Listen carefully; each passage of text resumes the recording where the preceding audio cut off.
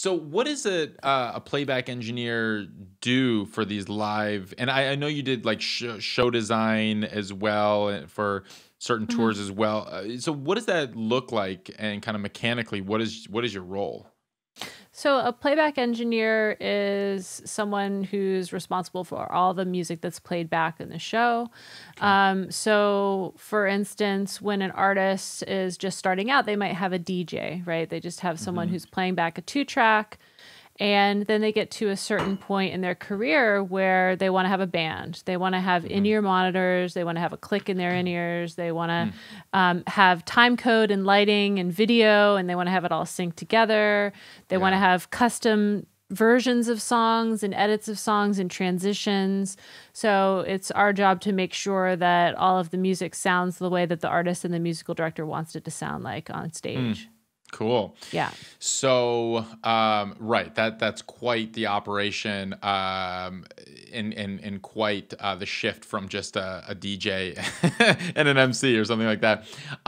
That's cool, and I mean, that is one of the, even on a small scale. I have some friends who tour with lighting rigs. That they sync to Ableton, and they're playing clubs. They're playing, so it's not something that it's only an arena show can do necessarily. Like I know that those capabilities kind of at every scale and every level, artists are experimenting with them. When you got started with that, what was kind of expected of you, and how did you evolve in the role, and did the role shift as you from like artist to artist, tour to tour, and what were those expectations? Absolutely. Yeah. Yeah.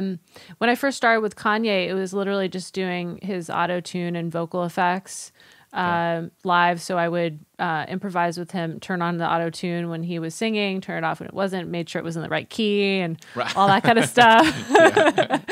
So as to not get fired. Yeah.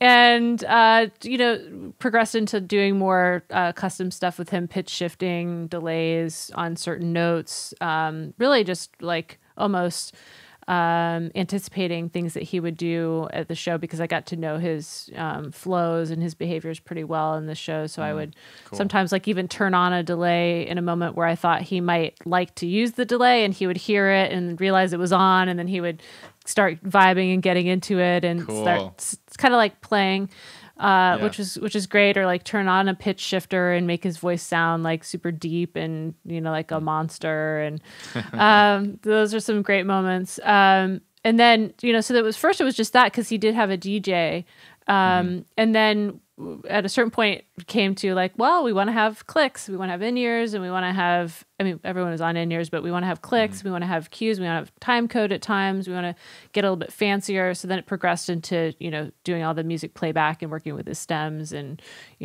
creating all of the transitions and sound effects and VOs and all that kind of stuff.